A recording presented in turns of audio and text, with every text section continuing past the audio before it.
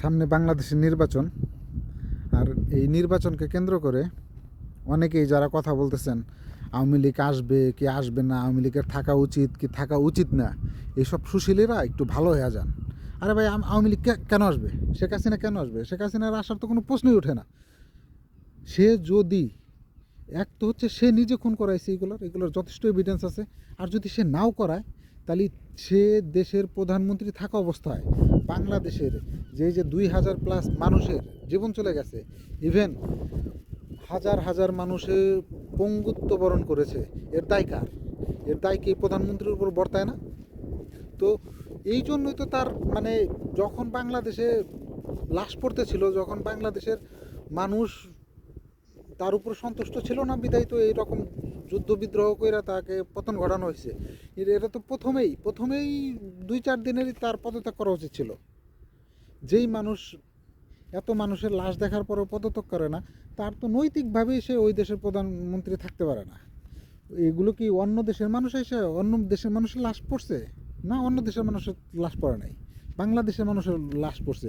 সেটা বাংলাদেশের যদি 2% লোকও হয় যে তারকে চায় নাই, ওই 2% লোকও কিন্তু বাংলাদেশের জনগণই ছিল না।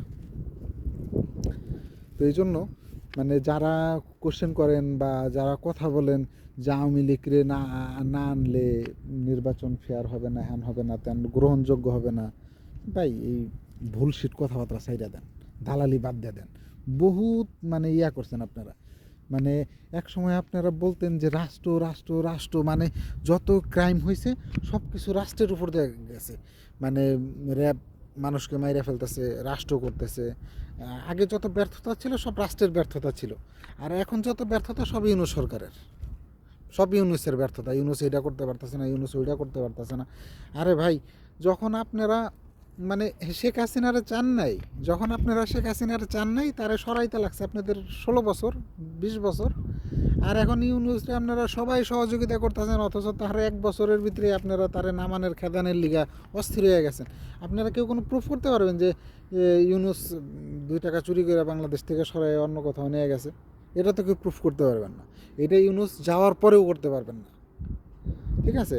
আর শেখ হাসিনার ব্যাপারে তো এত কিছু আছে, তারপরেও আপনাদের এত প্রেম শেখ হাসিনার জন্য। ভাই আসলেও কি আপনারা নিজেরাও চোর, বুঝেন নাই? আর কোনো কাজ কাম নাই তো আপনাদের। এই যে দিয়ে না ভাষণ মারেন, আপনাকে আর কি কোনো ব্যবসা আছে, কোনো চাকরি আছে, কোনো কিছু করেন? কিচ্ছু করেন না। মেয়েরা খালি না বগর বগর বগর বগর বগর বগর করেন টিভির সামনে এসে, আর মানুষের ধান্দা করে চাঁদাবাঞ্জি করে রাখেন। এগুলো বাদ দেন, ভালো হয়ে যান। মানুষ কিন্তু অনেকটা সচেতন হইতেছে, বুঝাই দেবো না, বুঝেন?